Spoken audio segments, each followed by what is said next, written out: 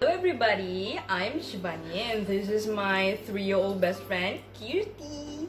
Say hello to everyone. Well, welcome to my new Booktube channel. And in this Booktube channel, I want to talk about literature. And to be more specific, I want to talk about Malaysian literature. But I want to talk more about the author too. And the author that I want to talk about today is this guy. His name is Amallathasan. You may or may not have seen him, but he was pretty famous in the year of 1958, which was after Malaysia got its independence. Malaysia got its independence in the year of 1957. Well, so he is very famous for poems, and I've gotten introduced to one of his poems in the year of 2014. And how did I get introduced? It was through this book over here.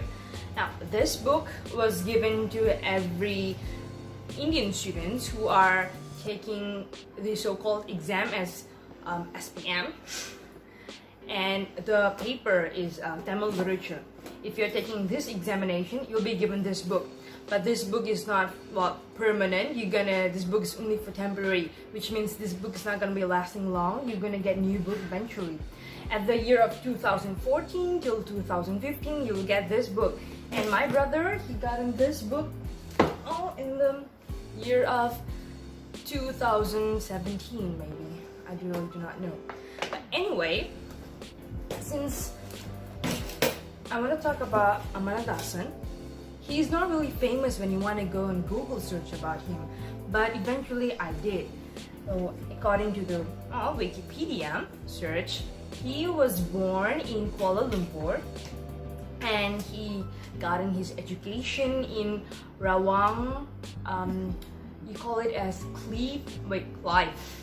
Clive Institution, and he went to a higher school in Regent Institution, which is in Negeri Sembilan, a different state. And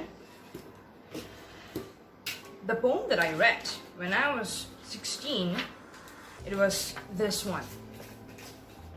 Well, if you could see this, right? This is called as Chapanir Kalatile, which means at the time of Japanese.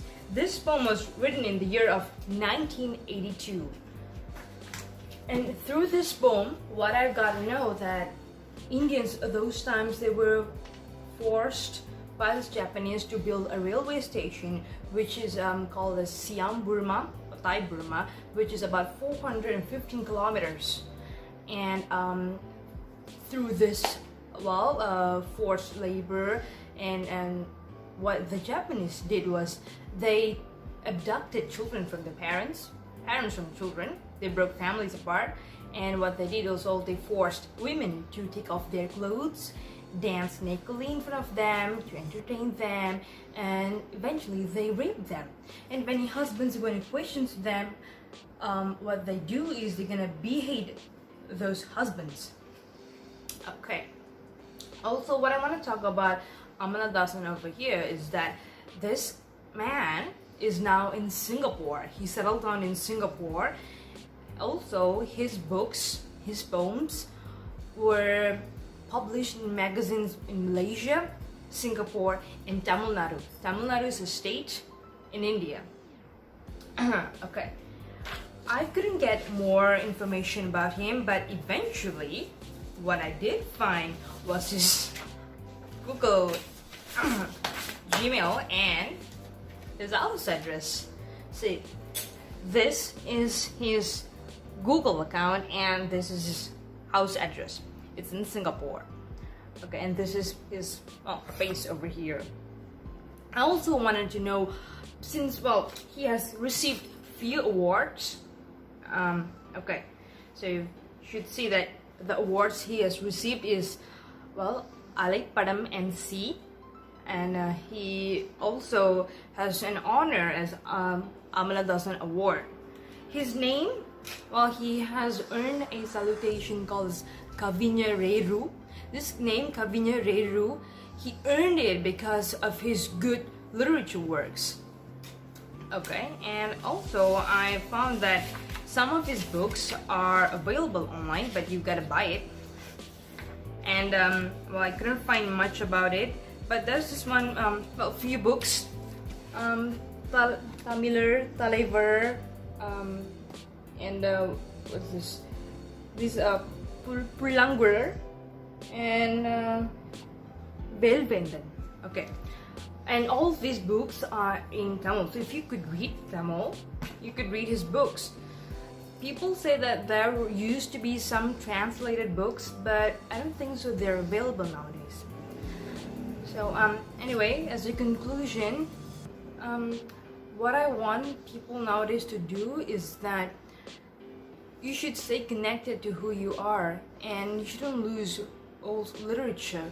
They define who you are today, and they tell you history, and they give you a good story.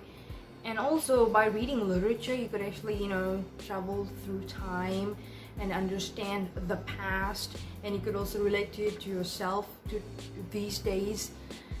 And also it gives you inspiration to do whatever it takes to do. Like the genre of this poem is nationalism. So when you read poems like this, you could, you start loving your country. And if you love your country, well, you're gonna stand up for your country. You also know who the enemies are out there, and you're not gonna sell yourself for, money, right? So anyway, literature is one of our gem, and since it's in Tamil, those who can read Tamil, well, you're in luck. You can read the poem, and that's all for me. Thank you.